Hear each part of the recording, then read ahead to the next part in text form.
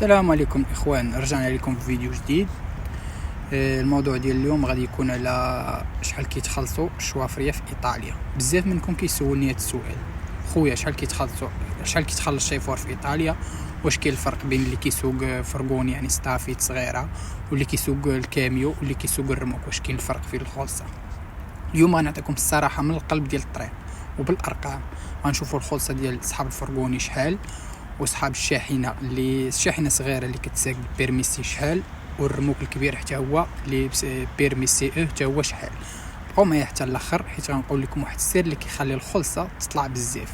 الحاجه اللي ما عارفينهاش الشوافريه باش تطلع الخلصه غادي نقولها لكم ان شاء الله. نبداو باول خطوه اللي هي الفرغوني يعني ستافيت. هذه هي الخدمه اللي كيديروا الدراري بزاف اللي يلاه كيجيو لاوروبا، حيت كتحتاج غير بيرمي بي عادي. الخدمه كتكون غالبا مع شركات بحال جيليس، امازون ولا برطلوني، وكتكون الخدمه سهله يعني تتوصل غير دوك الباكوات الصغار ولا شي حاجه صغيره. والخلصه ديالهم ما كتكونش بزاف وما كتكونش شويه، كتراوح ما بين تقريبا 1300 اورو حتى 1600 اورو، ولكن صافيه النت يعني صافيه. والايجابيات ديال هذه الخدمه هي انك كتخدم وسط المدينه وكترجع للدار كل نهار، يعني ما كتبقاش برا.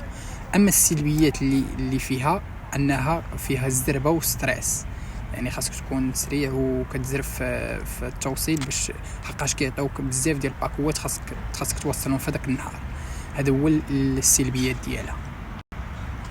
دابا نطلعوا شويه في النيفو ونمشيو للشاحنه الصغيره يعني المتوسطه، تيقولوا لها الموتريتشي يعني كاميو. هنا خاصك بيرميسي، هذه حاجه باينه، خاص تكون عندك بيرميسي وخاص تكون عندك البطاقه المهنيه اللي هي تشيكوتشي. هادشي تجدوين عليه. الخدمه هنا كتكون غالبا في توزيع السلع، يعني السلعه ديال الشركات ما بين شركه وشركه، وتقريبا كتكون ما بين مدينه ومدينه، غالبا كتكون ما بين مدينه ومدينه. ولكن الخلصه ديالها كتكون شويه طالعه على الفرغوني، كتبدا تقريبا من 1700 حتى 2100 اورو في الشهر. ولكن هذه الخدمه شويه مرتاحه على الفرغوني، ولكن كتحتاج اللغه، يعني كتحتاج اللغه باش تتفاهم مع الشركات، والمسؤوليه كتكون اكبر من ديال الفرغوني ديال ستافيت. ودابا غادي ندويو على الشيافر ديال الرميك اللي هما وحوش الطريق البيليكو. هنا الشيافر ديال الرميك كيتخلصوا ما بين 2500 حتى 3000، وكاينين بعض الشيافريه اللي كيجيبوا ما بين 3500 حتى 4000 على حسب. اللي كيتخلصوا ما بين 2300 حتى 3000 غالبا كيكونوا يديروا نفس الدوله ديالو. بطبيعه الحال الاخرين اللي كيتخلصوا اكثر 3000 3500 حتى 4000 غالبا كيكونوا تيديروا الدول، يعني كيدير من دوله لدوله. الحاجه الوحيده اللي خاصك باش تسوق الرموك هي الصبر في الطريق، حقاش راك دائما خارج على دارك، كتبعد في الرموك بزاف الحوايج، يعني راك ماشي مرتاح بحال السائق ديال شاحنه صغيره اولا ديال فرغوني كيرجع لدارو في نفس النهار.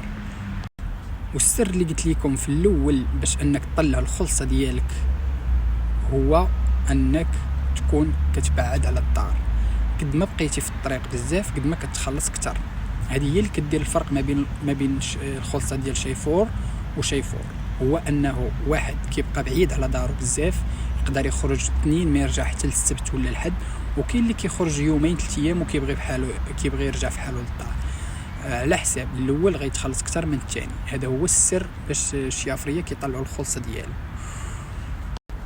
وفي الاخير نصيحه ديالي لكم الدراري اللي باغيين يجيو لايطاليا ويخدموا في هذه الخدمه، خاصك خويا توجد راسك بالاوراق واللغه.